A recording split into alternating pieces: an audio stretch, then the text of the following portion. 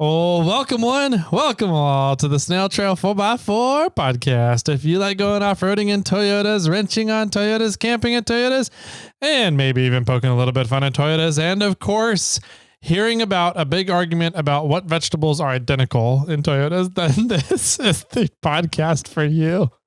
That's right, ladies and gentlemen. My name is Tyler, and joining me once again in the studio is the one and only Jimmy Jet. How you doing, man? Good. Life is going well. How are you? Pretty good. Do you have any leeks or green onions on your bowl of soup there? I don't think so. Is it even a bowl of soup? It is. I don't think it is. It's ramen. It's ramen. You can't have ramen without onions. There should be some green leeks in there. Some green onions?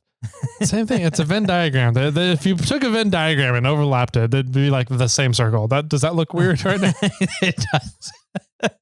Thank goodness we are video recording this.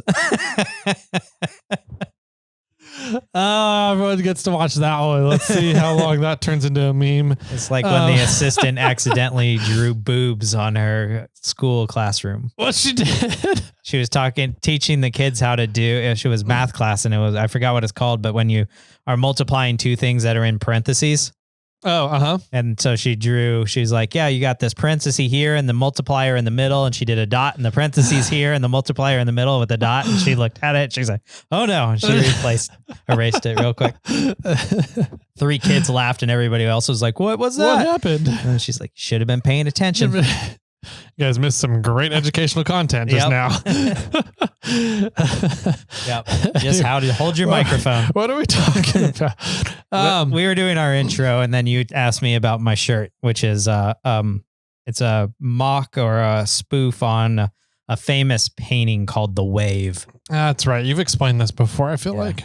Probably. And it's just a bowl of ramen. Gotcha. Yep.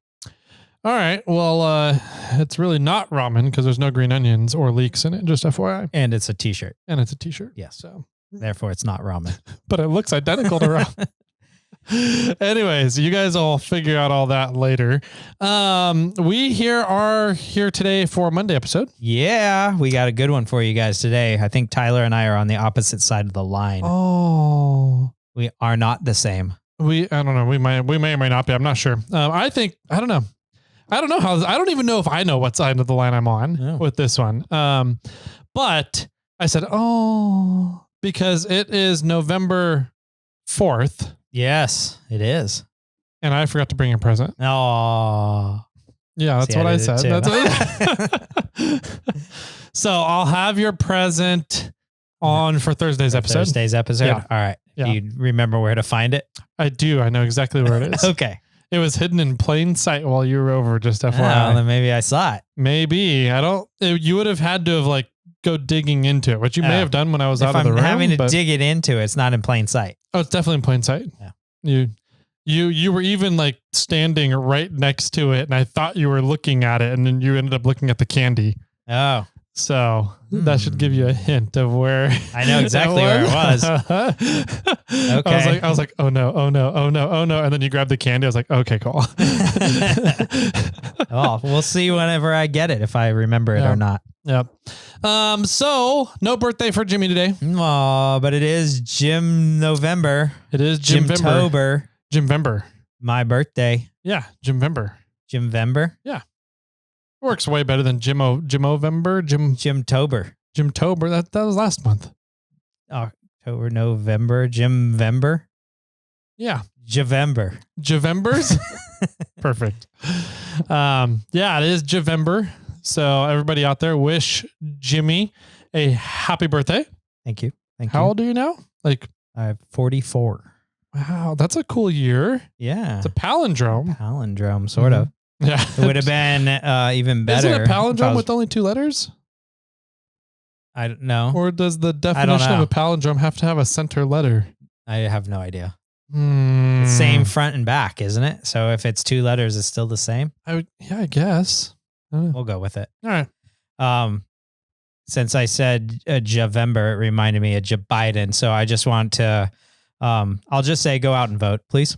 Yeah. Vote whatever way you want, however you choose, do what you want to do, but please go and vote. Do something. I hate the people that don't vote, but then are upset with the outcome. Right. It's like, Well, too bad. You don't get to say shit right Yeah, now. you can't Get say out of anything. here. Did you vote? No. Well, then shut up. Yeah. Because you didn't do your part. So don't be, you can be angry with the outcome if you vote, or you can be happy with the outcome if you vote. But what about the argument of the Electoral College really makes it so the popular vote doesn't even mean shit? No, we're not going there. What? Trying to stir your ramen over here, Jimmy. Yeah.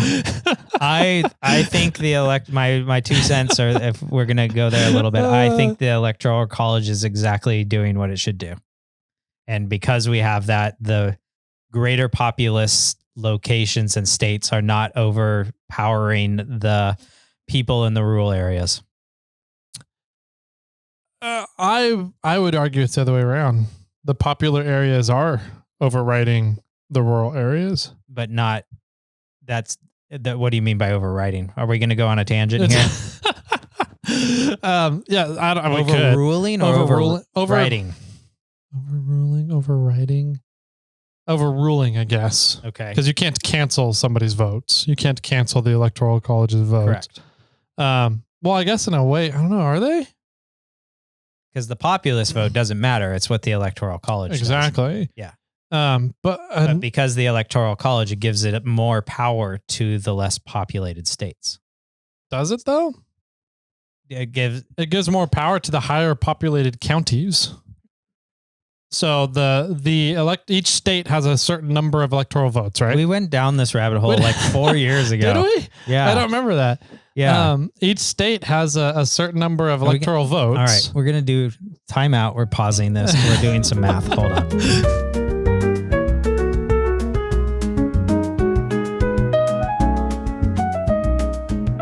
All right. We did a little bit of research. Some numbers. Mm-hmm. Tyler looked up how many electoral votes the states have, and I looked up how much the population was the states have. To figure out how many electoral votes per person. Yep. Pretty much.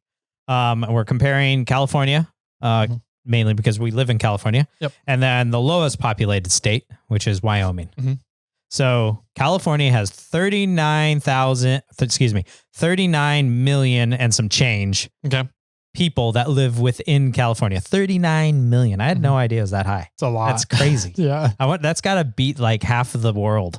That'd be an interesting, another interesting stat look up. Yeah.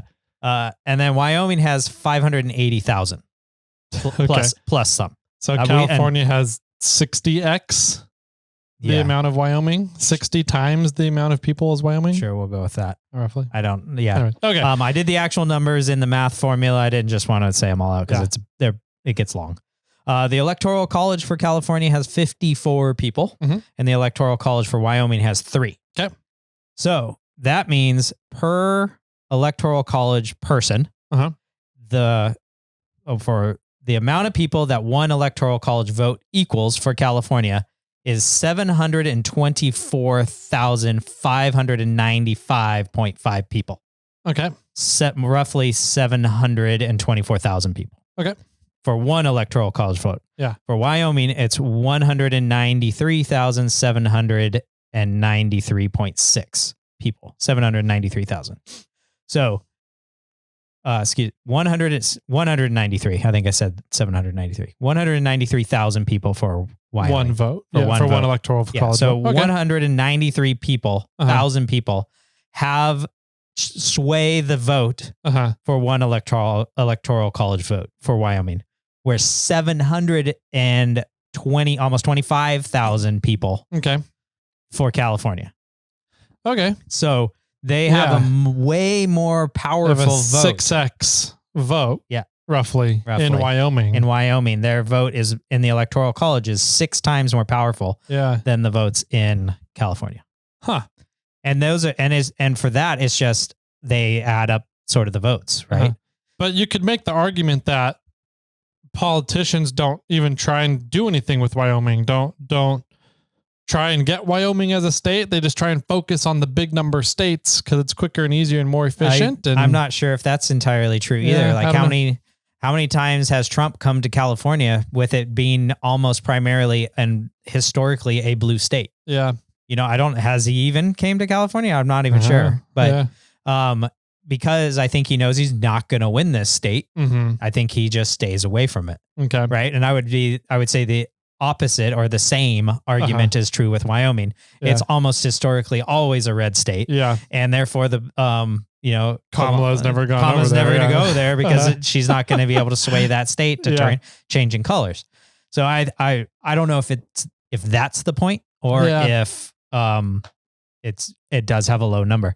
But if you get a bunch of the low numbers states, then that has the power to overtake, California's. So you would need heftiness. You would need all 18 Wyomings. Yeah, to overtake California's also Wyoming. Wyoming has the least amount. I'm not sure if another state has 3. I think the next one has 4. But what's Rhode Island at? They're small geographically, but Rhode Island QR 4. South Dakota has 3 votes. Vermont has 3. Okay. Hawaii is 4. Wyoming is 3. Idaho is 4. Yeah. Vermont is 4. Montana is 4. Washington, D.C. is 3. Delaware is 3. Alaska is 3. And North Dakota is 3. Interesting. Lots of 3s. Maine is 4. I was just using Wyoming because it has the least population of them all. But you see, there's a lot of 3s on there. Yeah. And there's a lot. And so those fewer people have more power in the Electoral College. Interesting. That's okay. And therefore I feel that as much as the Electoral College is good, sounds funky and sounds like it's a silly design, I think it's a very smart design. Interesting. And Republicans and Democrats have both won and lost an election due to the Electoral College. True. I think, was it Hillary won the popular vote but lost the Electoral College? And then I don't remember. And then I think Biden and Trump, I think, had the same thing, but it was just the reverse. The power went, or the choice went the other direction. Huh. Yeah. Okay. Yeah, it's interesting. Because we look at California, right? Mm-hmm. And California is typically a very blue Democratic state. But maybe it's just because you and I are highly ingrained in the wheeling community, which typically tends to be very red. Yep. Then there's a big part of California that argues that they should be their own state, the state of Jefferson, right? Sure. Yep. Because they feel like they're not being represented well in elections, and they don't really get a say in elections because they get overrun by what San Francisco and LA says. Yeah.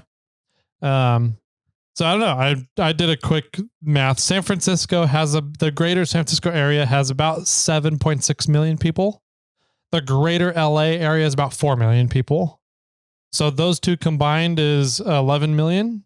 I think the total number came out to, it was 11.5 million between them. So there's, so it's almost a third of the state's population is San Francisco Bay Area and LA. 2 areas. Yeah. Yeah. Interesting. I mean, we could do an entire political podcast here leading up to the election.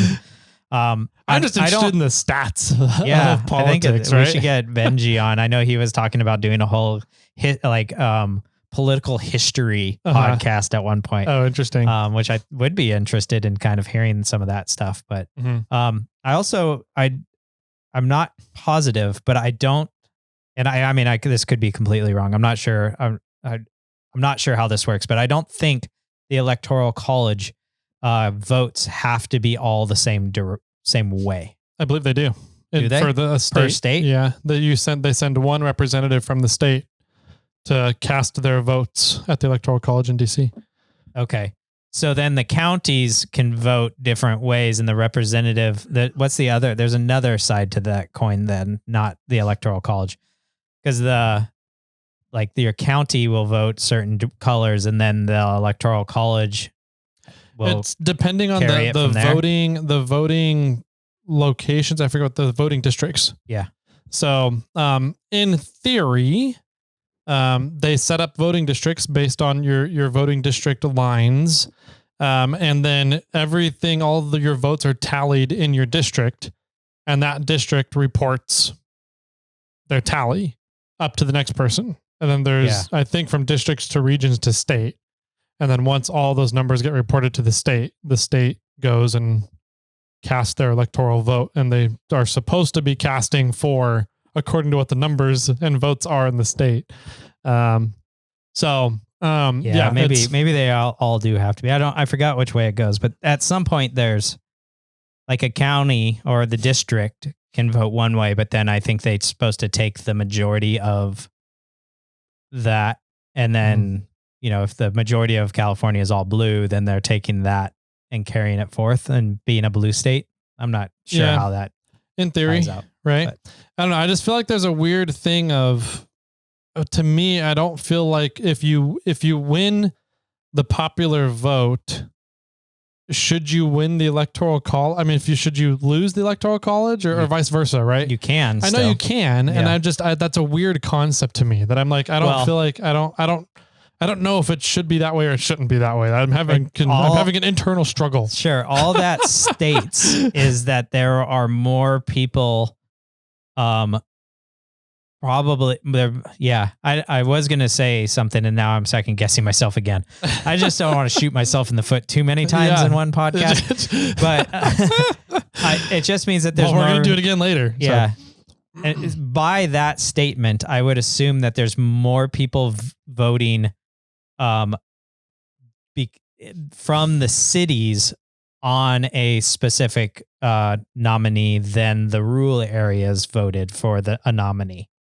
Because if the popular vote outweighed the electoral college is supposed to be giving power to the rural areas. Mm-hmm. And so the rural areas are getting overthrown or outweighed by the populated areas.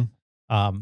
And that's, so if they won the popular vote, that means the populated areas are probably voting for them. Yeah, true. Where if they won because they won due to the electoral college, that means the more rural areas had the power to overthrow the popular vote. Okay. All right. Yeah.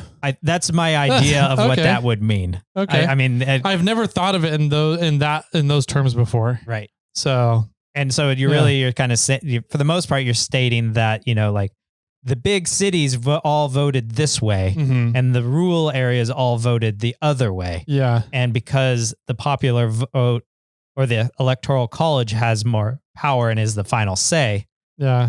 The rural areas outpowered the popular vote stats. Yeah. So that is how it laid out. But that's all right. That makes sense. That's why I think the electoral college is a good thing. Yeah. Because it gives power and in a way it can overpower the big cities. That's fair.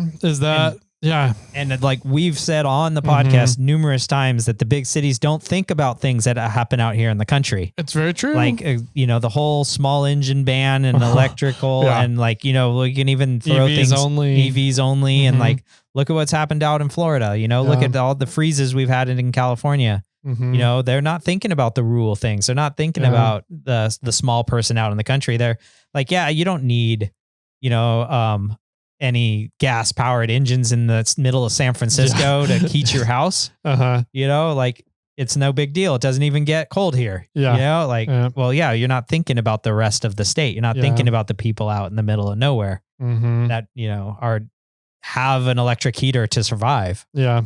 True. So it gives power that way. Okay. All right. Yeah. It's, I get it. All right. So, all right, now let me persuade you on my views of our main topic today. Now that we can get over this hump of the political thing. I apologize for starting this. I just wanted to say go out and vote, do your service. If you're over 18, hopefully you're registered already and, go cast your vote because all votes do matter. Yeah. Because of the Electoral College. Sure. No, okay. Anyways. All right. So what do we got going on today? Well, let's real fast. I'm just gonna say that we have a November giveaway going on. We are partnering up this month with Duro Bumps. Mm-hmm.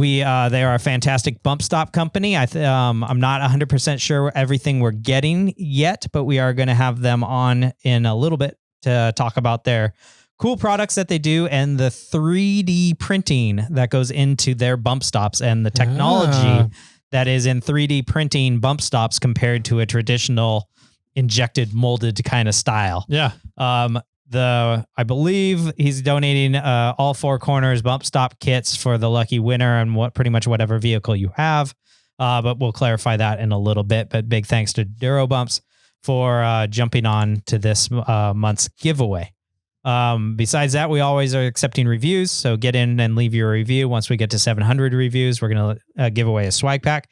And then once we get to 750 reviews, we're giving away a set of tires from Yokohama Tire. I like it. All right. Lots of good stuff going on as always here on the show. So that it? I'm good with that. Break time? Yeah, break time. Right. Let's have a short listen from Brian about the awesome four-wheel underground parts. If you have a third-gen 4Runner and want 16 inches of wheel travel without cutting into your sheet metal, check out 4Wheel Underground's brand new cantilever suspension, featuring an integrated anti-sway bar and turn-by-dial disconnect. Don't sacrifice performance and comfort for the sake of wheel travel. Get both with our new cantilever system at 4wheelunderground.com.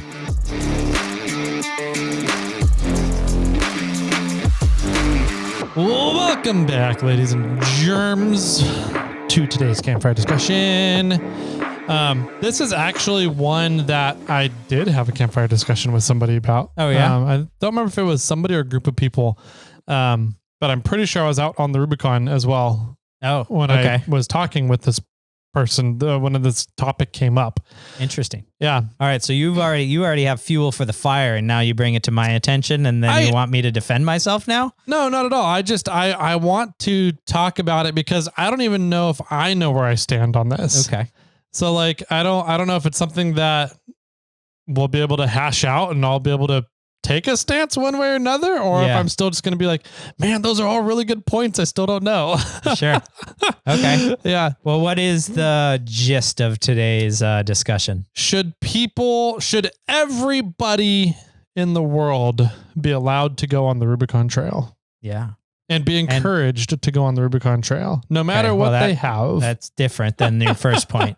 But so why did this? How did this spark? What was the ignition for this topic? You and I spend quite a bit of time on the Rubicon Trail. Maybe not this year as we have in the past, but every once in a while you just see a car out there that you're like, what? You thought it was a good idea to bring this out here? Like, are you okay mentally? Like, what do you? Every time I'm on the Rubicon Trail. Yeah, there's something out there that you're like, you should not be out here. That's a Jeep. Yeah, bad idea. And you and I say it a lot. Dana 35 axles should not go on the Rubicon. Yep. Right. And it sounds like 10 bolts and 12 bolts. 10 bolts and 12 bolts should not be on the Rubicon. Anything with a C clip, right? So I think that there's, and I've told people, so in the Mad Hatters, I've told people that they were not allowed to come on a trip in a JK unless they beefed up their track bar brackets and steering boxes. Okay. 4-door JKs, every single trip we've had with a 4-door JK on it that did not have them on, we end up spending 2 to 3 hours welding track bar brackets and steering boxes back to frames. Oh, yep. Mm-hmm. So that's typical for a Jeep. It's and so it's just kind of one of those things. I myself have told people they can't come on a trip because their vehicle was not set up properly. Sure. But then you have the other side of the argument, the other side of the coin that's now saying, I am telling people they cannot be going and recreating on their public lands. Yeah. Yeah. That's true. So like, is there a line to be drawn there? Or am I in the wrong on both sides of this? Yes. Like I feel bad telling people they can't go, but at the same time, like, I don't want to deal with their problems when they come up. So yeah, you can go, but if you break, I'm not helping you. Yeah, I'm going to keep going, but never does. We always end up stopping and helping. Right. Absolutely. So it kind of begs the question, how do you Do you tiptoe draw? that line? Do you Yeah. draw a line or Do not? you draw a line in the sand of you can go or not? Yeah, and Or should you go or not? Yep. Or what? There's Yeah. been a couple of vehicles this year that one of them Are on that line? are on that line that got I don't want to say rewarded, but they got the fame and glory of going out on the Rubicon because the Rubicon Trail Facebook page reposted, or the Instagram page, sorry, reposted their post about going on the Rubicon. And one of them, I know for a fact, was a guy that was being very rude on the trail, was not listening to people, almost injured multiple people, completely destroyed his brand new 2023 vehicle, broke parts on it, had to leave it on the trail, come back later, repair it and get it and use other people's resources and to get it off the trail. And then he posted about how great of a trip he had. And the Rubicon Trail said, look at even this vehicle and this person had a great trip out here. Come out and enjoy the trail. Yeah. And so I'm kind of like, that one kind of irked me more just because I knew the backstory and I knew how the guy was behaving on the trail. Okay. But it makes you start thinking, do we draw a line or Should we? should we? Yeah, exactly. So Should we it's draw an the interesting- line? Who should draw the line? Should there be a line drawn Yeah. to go wheeling on our public lands? Mm-hmm. Yeah. I don't know. I mean, do you want my opinion or how do you want to attack this? I don't even know how to attack this because, I think I agree and disagree with both sides of the argument here, and I don't know. I don't know. I don't know. Yeah. So what are the sides then? Is it the side one would be that there's a little hut at the entrance of the Rubicon and they inspect your vehicle as before you enter the trail and they pretty much tell you yay or nay if you can proceed? Some sort of, social gatekeeper, whether that's a physical person there at the Trailhead. spillway, the trailhead to tell you, no, sorry, you don't meet the requirements, or social media slut shaming, Yeah. I guess, kind of thing, right? Some sort of social influence that tells somebody that they can't go on that trail. And the other side of it is, let them go on the trail. Who cares what happens? It's on them. Yeah. Right. So the other side would be you can just go at your leisure kind of a thing, do whatever you want and get out there. Yeah. If you have a stock F-150, go for it. Go for you it. got a Subaru? Yeah, make it to Spider. It'd be impressive. Yeah. So For sure. I don't know. So why don't more Subarus go on the trail? I don't think they make it very far in the first place. And why is that? Mainly ground clearance Okay. and the 4-wheel drive aspect of it. They don't Sure. have true 4-wheel drive. Yeah. So do you think there's not many out there because they just can't do it? On the Rubicon, yeah. Yeah. Yeah. So why do you think that some stock newer trucks aren't out there? Aren't out there? Are not out there? Because people don't want to beat them up. Okay. People don't want to damage them. Right. And they don't want to, they don't want to hurt their vehicle. They Or hurt spent too much themselves. money on it. And so, Yeah. Yeah. And then what if it was like a brand new Chevy whatever their a ZR2, ZR2. one of the new ZR2s with front Or and rear Colorado. lockers. Yeah. That's the one I was looking for. Colorado. That's on 37s and locked front and rear and has all the armor. I think they would be fine. Okay. So would the difference there just be the fact that this person B in the Colorado has built their rig up so they're good to go? I would argue that. Yep. And the person A is not choosing to go because they think they're going to hurt their vehicle? I think in that scenario, yeah. Yeah. So what about person, C that has a stock vehicle, that's a new vehicle, but doesn't actually care about the outcome of his vehicle as he's going through the trail? Mm-hmm. That's what I have a problem with right there. So you think that person C should be held back? I don't know. Selfishly, yes, because I don't want that person to end up being a drain, turn into a trail tampon on the trail, block traffic for everybody else. And I don't want them to start hindering everybody else's experience on the trail because they wanted to go unprepared. Right. I don't want, but at the same time, like, I don't think that it's right for us to be like, no, I can't tell you how to do or not have fun. Sure. Yeah. So like, I don't know.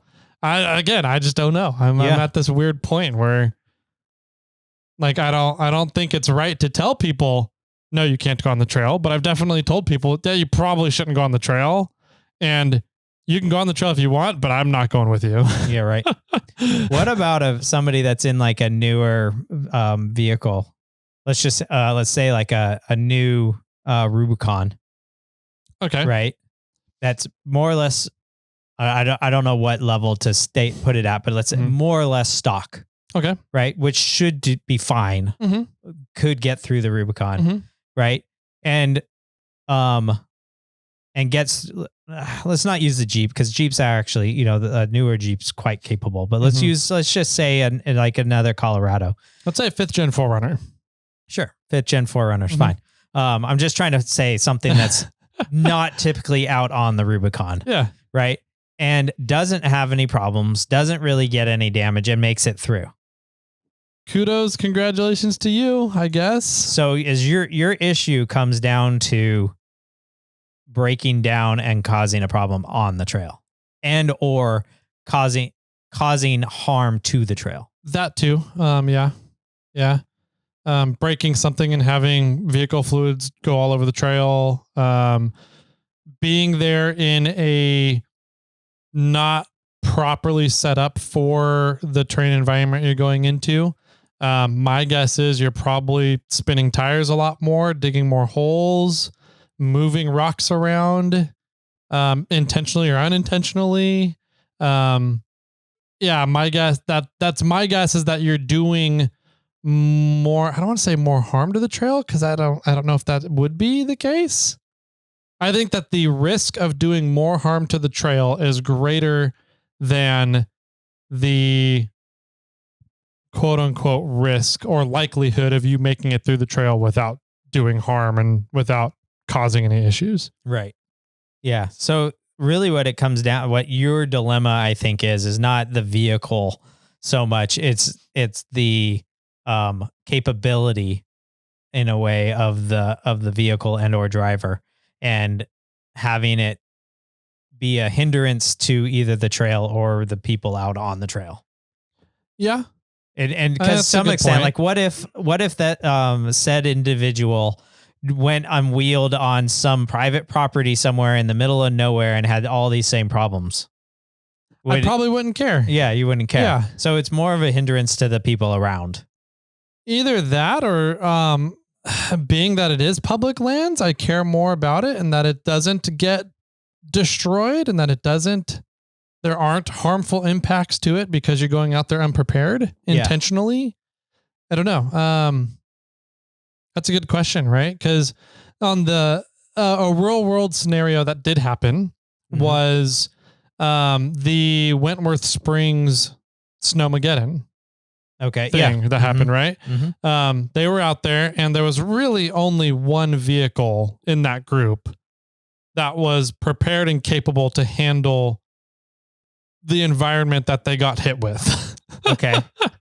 And so it's like, do I fault them for being out there?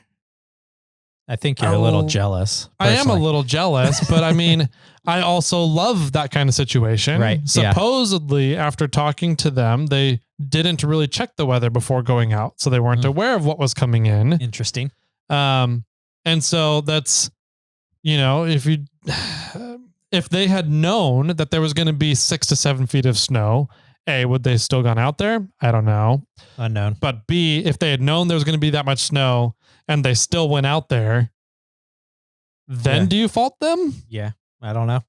I feel like I'd be more likely to fault them at that point rather than, but at the same time, like, you should always be checking weather before you go out. Yes. on a multi-day wheeling trip, you guys. Absolutely. So I don't know. I'm struggling to find the balance between, I guess, responsibility and irresponsibility, maybe. Yeah. So do you think you personally would draw a line for that and when to go out on the Rubicon? I think for specific vehicles, yeah.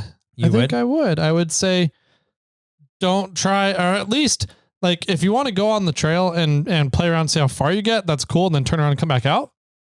Like go until the gatekeeper and you're like, oh, I'm not doing that. And you turn around and come back out. You had a great day. You got to see the area, the terrain.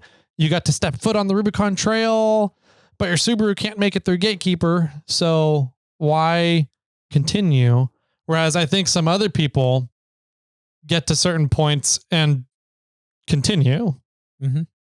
And maybe that's where I'm having issues. I don't even know where I'm having issues with it. That's the hard part. I guess that it's a hard problem to solve when you don't know what your problem is. Yeah, yes, exactly. We need to get a psychiatrist in here. Yeah. So my 2 cents is that the individuals should be informed and know what they're getting themselves into, right? If they're not informed and they don't know what they're getting themselves into, hopefully they have the experience of off-roading to know that they should probably stop and turn around. Yeah. The problem comes for me when the people that are irresponsible and continue to move on, and in my experience, that's when bypasses start getting created. Yep, very true. Because they're like, well, I can't do this obstacle, but I want to do this trail. Yeah. So I'm going to drive around this obstacle so I can continue to drive down it. Yeah. Which is, in my opinion, you're only doing half the trail that way. You know, it's like you're ruining the environment. You're creating a bypass that shouldn't be there. You're causing harm to the trail. 2 is you didn't do the trail. Yeah, true. You actually didn't do it. You just skipped it. Yeah. Half of the fun is doing the trail, doing the obstacles. You know, I think there's a lot of times that, you know, people are like, I did the Rubicon. And I was like, cool, you did Little Sluice? And they're like, no, I did that bypass. Yeah. Oh, you did Old Sluice, which I've never done. But no, I did Indian Trail. You know, it's like, okay, well, did you really do the trail? Yeah. Like, you know, did you do the steps right there at the other side of the bowl, or did you go up that wall? Yeah. You know, which one did you do? You know, but I think my 2 cents is, if they want to go out there and put themselves in harm's way, I mean, who am I to stop them? Like, go for it. And what if you're the one that has to go rescue them though? Well, then, I would, if they really needed it. Yeah. You know, a lot of times, you know, there's 101 other people that are going to step up and do it. Like I wanted to go out and help on that Snowmageddon run, but my rig wasn't ready for that. I didn't have a rig ready for that at all. You know, my rig's not built for that. You know, if it's a buddy of mine, I would be there, you know, hands down, right? It's a friend. My friend needs help. I will go, you know, the hard part is if it was a friend of mine that I said that should not go. Yeah. I would still go and I'd still go get him, but I would be telling him the whole time, I told you, told you so. I told you so. Your stock truck on 29-inch tires and no front or rear bumper and skids or rock sliders should not be here. Yeah. You know, you're not continuing. We're pulling you back out of the trail. Yeah. Like you're done. Like come back another day when you're on 35s and have lockers and skids. Yeah. You got to see the trail. Congratulations. We're getting off the trail now. Yes. Kind of thing. I think that's, you know, that's it. You know, I think that's where I'm, you know, so I'm not to tell anybody they can't go do something they want to do or think they could do. Yeah. But I will give them advice on whether they should or should not do it. Okay. And I'll give them advice on how capable I think their rig should be. Yeah. Right? That's fair.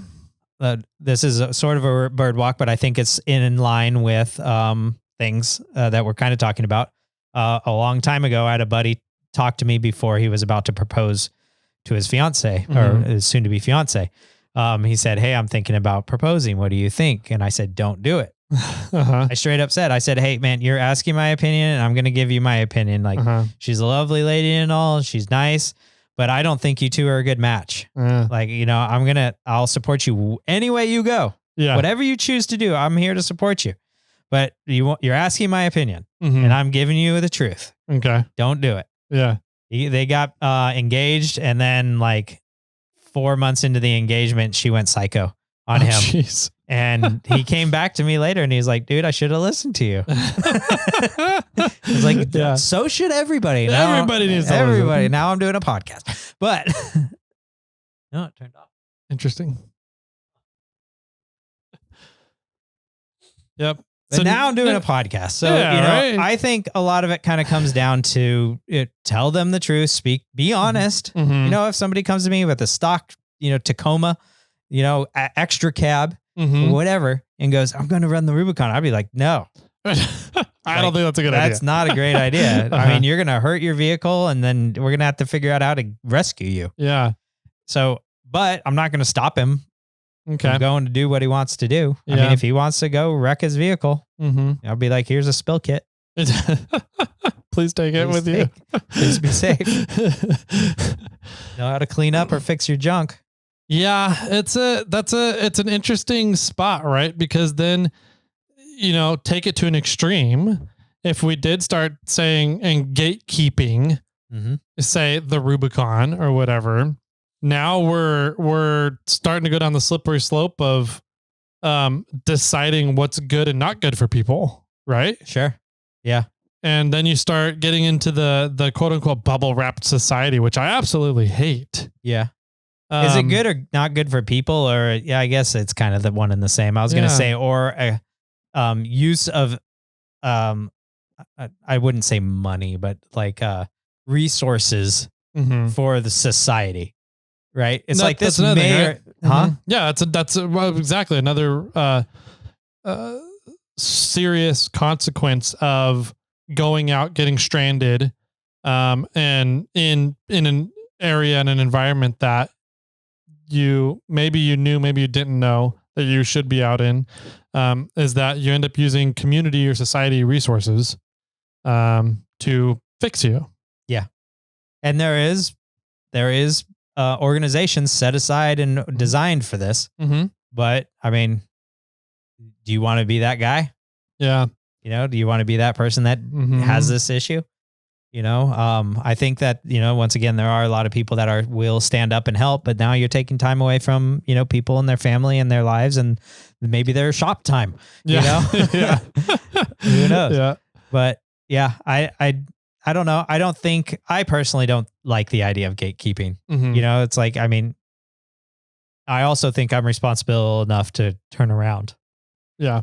But, I did get, to some extent, I got gatekeeped when I went to Cruise Moab at the event and they said you can't run Pritchett unless you have a front winch. Oh, yeah. Right. And so what did I do? I put a front winch on. Yeah. I was like, well, I want to run that trail. Yeah. I want a winch, and instead of making somebody winch me up some of those hills or, help me out one way or another, I was able to be self-sufficient. Yeah. When I did need to winch. So, so does gatekeeping then in that situation, this was also an event. So true. So it's a little bit skewed. And there's different insurance requirements for off-road events. Yes. So, and I know Cruise Moab has very strict insurance requirements for their event. Yeah, especially in Moab. Yeah. But in that instance, that gatekeeping situation caused you to go back and prepare properly for it. Yeah. It did. So, man. Or else, but would Bobcat have been able to run the trail otherwise? I think it would have. Okay. Yeah. I think that I might have. You were able to run Pritchett without your winch, right? No, I used it twice. Oh, okay. Yeah. I think on the first time I went, both times I winched, whenever I winched, it was a 3 and out situation in my mind. Okay. I tried this 3 times. The first There's time more I only people tried here, it like yeah. 2. Yeah. I was just, the first time I winched, I think it was 2 attempts, and I just got to a spot where it was like, the winch is straight in front of me. This is a good This spot. is a perfect spot to winch. Like Yeah. I might as well just winch instead of trying it again. Mm-hmm. And the third time, it was a 3 and out. Like Okay. there was more people behind me. I needed to get, like, we needed the line to move. Mhm. The person that was in front of me already cleared the next obstacle. Mhm. I was like, just went. I got to a good, once again, I got up the first half of the obstacle, and I Yeah. couldn't pop the last hump. Otherwise I would have probably walked out of it. Yeah. And I was just like, let's just hook up the winch. Let's go. Yeah. If I had more time and it wasn't an event, I probably wouldn't have needed the winch. Yeah. But the gatekeeping forced me to modify my vehicle so that it would be more capable.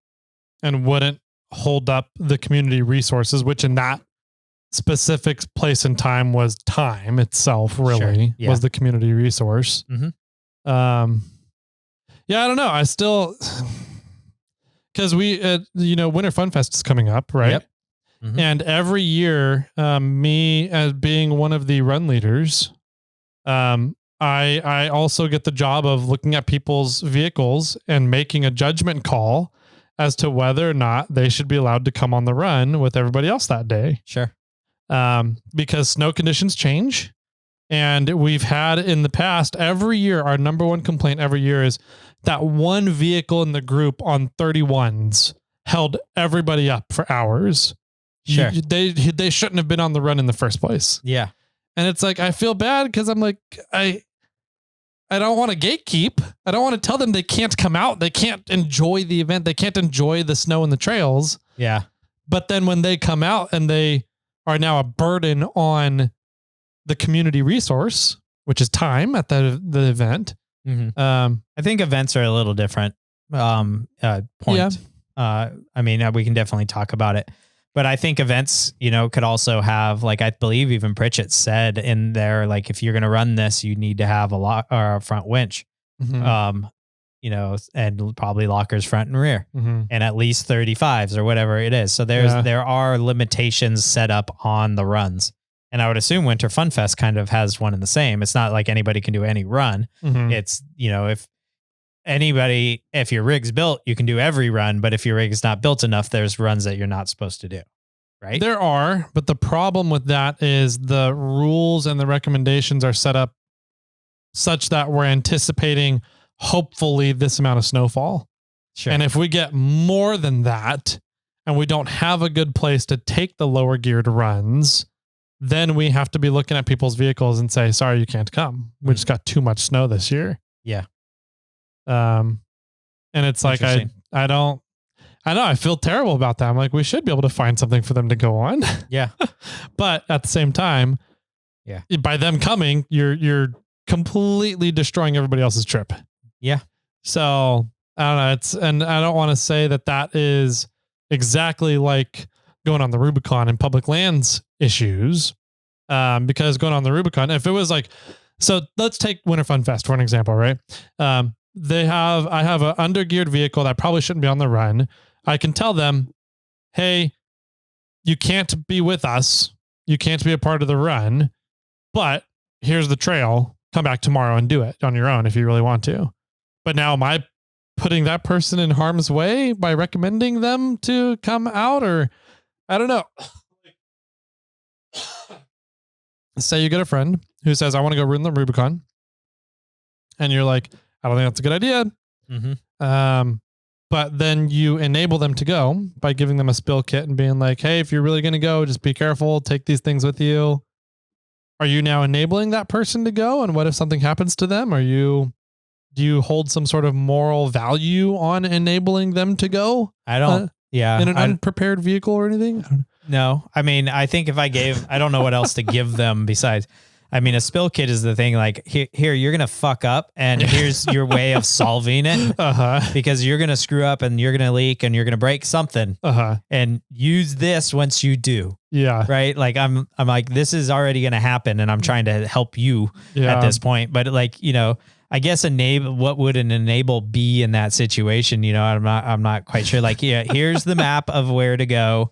If you walked them through kind of every single step of what to do, and then, I don't know, you gave them nitrous or something. I'm not sure how to help them that way. And then you're like, good luck.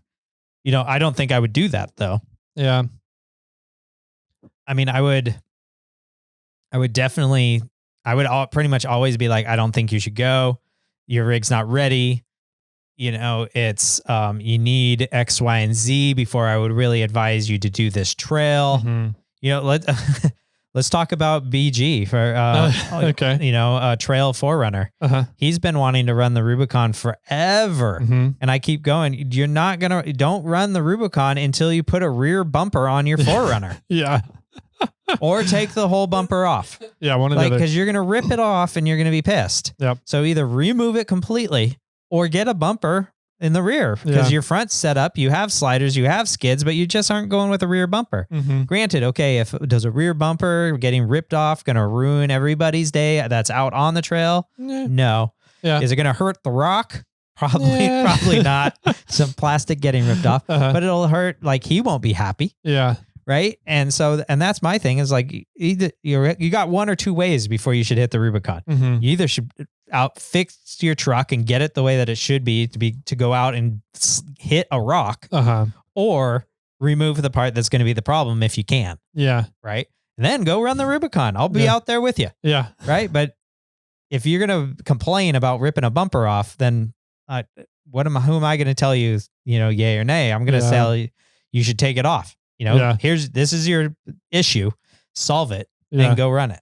Yeah. I would not. But if he didn't do it and he just went and ran the trail, would you have a problem with it? No, I wouldn't have a problem with it.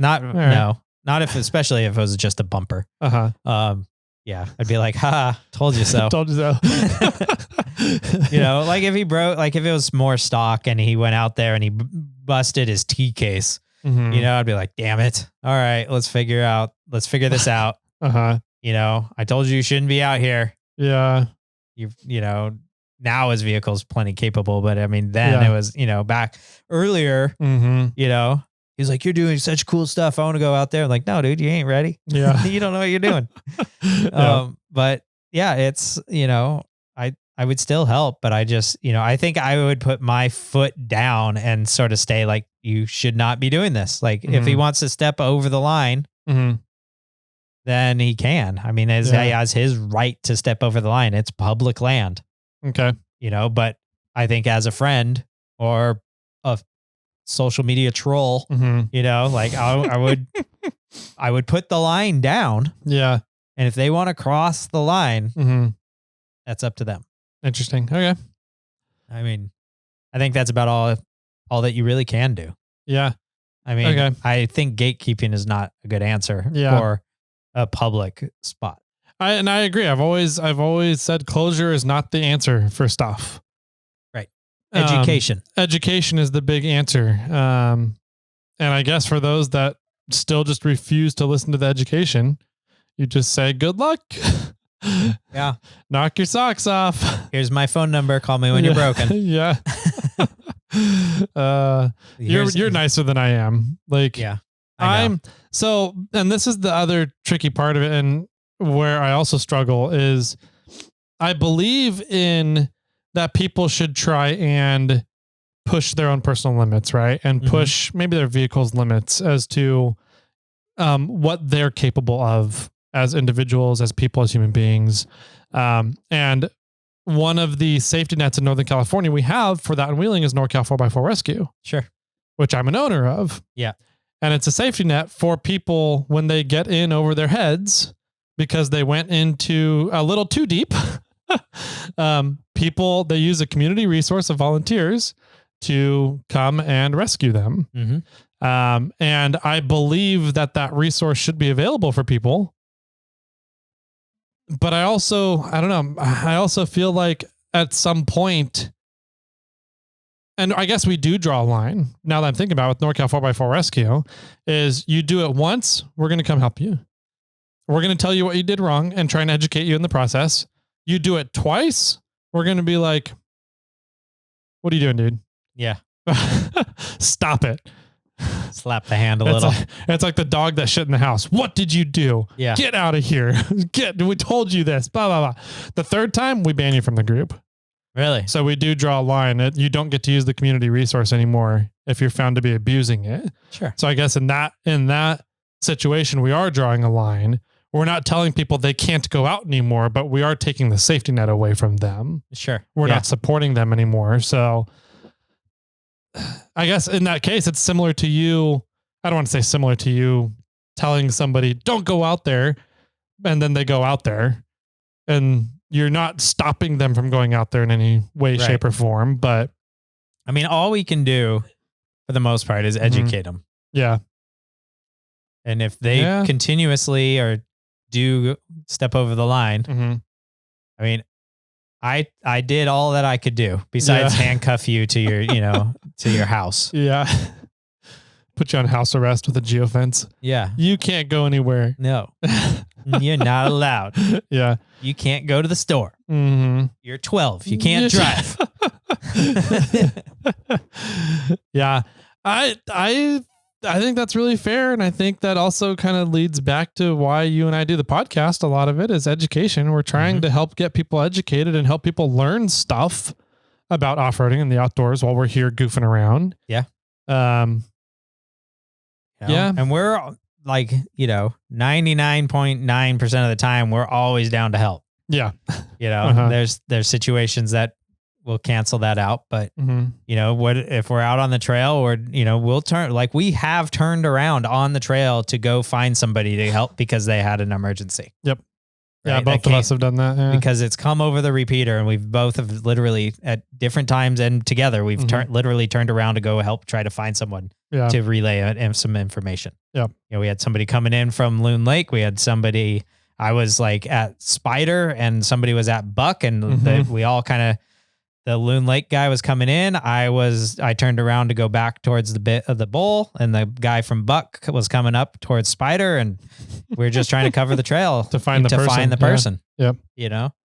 So, it's especially when you're out there, right? When you're out there, you're all on the same team. Yeah. When you're sitting on your chair or your couch in front of your computer watching TV or whatever, you're on a somewhat different team. That's fair. Yeah. You're like, that idiot. Yeah, I'll help you. I'll be there in like 5 hours. Yeah. I'll help you. You got to suffer a little bit because of this, but I'll come help you. Yeah. You have enough food to spend the night? Yeah. Perfect. Yeah. I like that. I like that a lot. So what, making them spend the night? Yeah. Yeah. Well, come help. We're just going to make you suffer a little bit for being an idiot, but we'll still come help you. Yeah. We'll still get you taken care of. My old man said if I ever went to jail, he wouldn't bail me out till the next day. Nice. Yeah. Good. Like you screwed up. You're going to spend a little time. I'm not going to come at midnight to come get you. There has to be consequences for your actions. You're going to stay there all night long. I'll come get you in the morning though. Yeah. Why should I ruin my night of sleep because you got yourself in jail? Yeah. Yeah.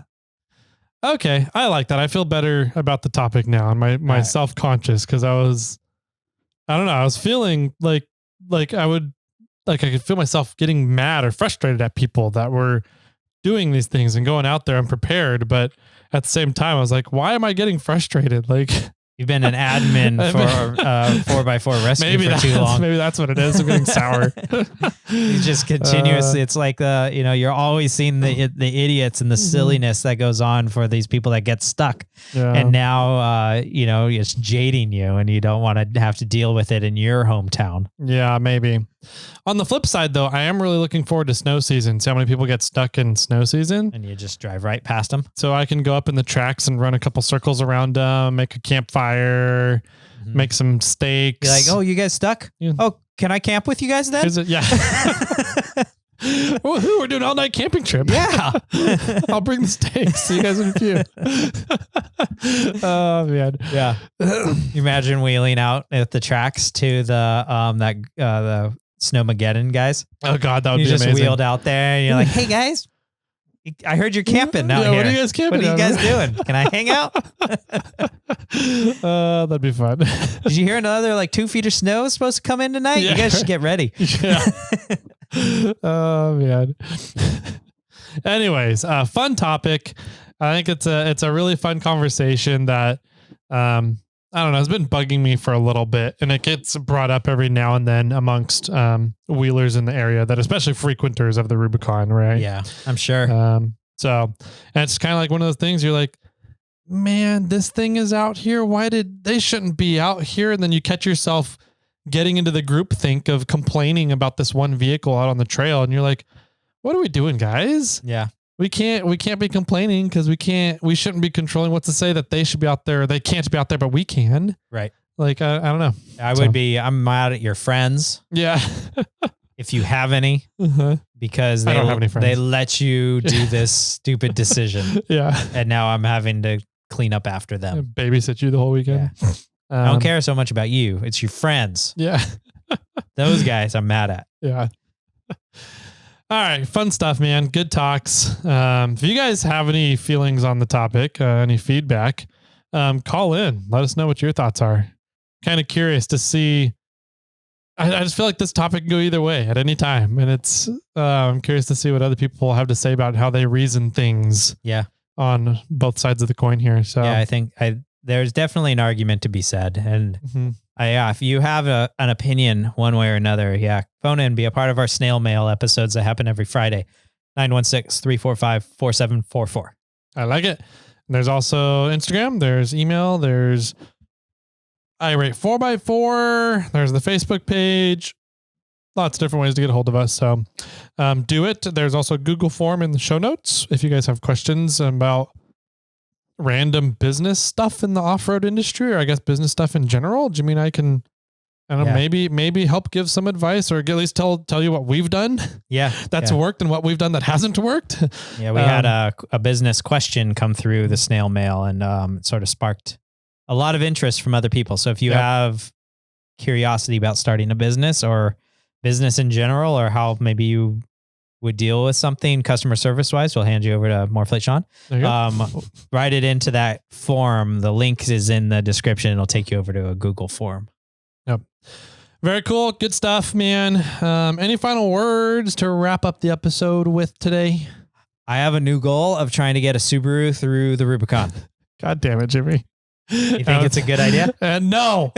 And with that, my friends, keep crawling.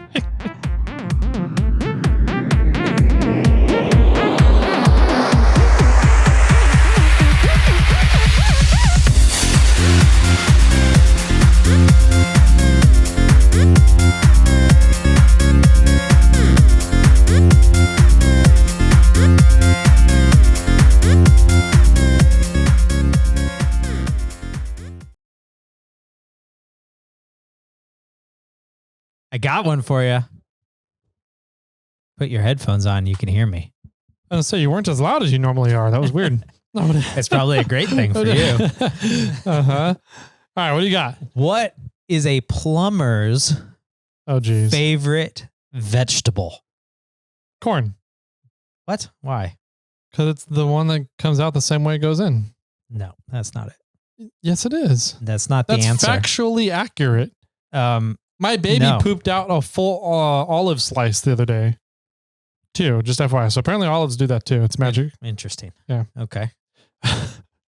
But that isn't a plumber's favorite vegetable. Okay. I don't know what. It's leeks. I don't get it. Leeks are Leaves? a leek. What's a leak? Like a water leak? No, it's a vegetable. It's a called, leek is a vegetable? Yes. I'm pretty sure a leek is a fluid thing, Jimmy. No. Don't they look like green onions? I don't know. I know what a leaf is. Not a leaf. Leek. L-E-E-K. No, a leek is spelled L-E-A-K. Not the vegetable. No. You don't know what a leek is? No. Seriously? Yeah. Oh, geez. I don't eat things that my food eats. Okay. Sure. Uh-huh. Yeah. It's like a green onion. Except a little bigger. That's a green onion. It's a leek. That's a green onion, Jimmy. That's a leek. That's a... Damn it. They're probably the same thing. Just have two different names. Like me on the weekends. Oh, what's your weekend name? Shakira. Shakira.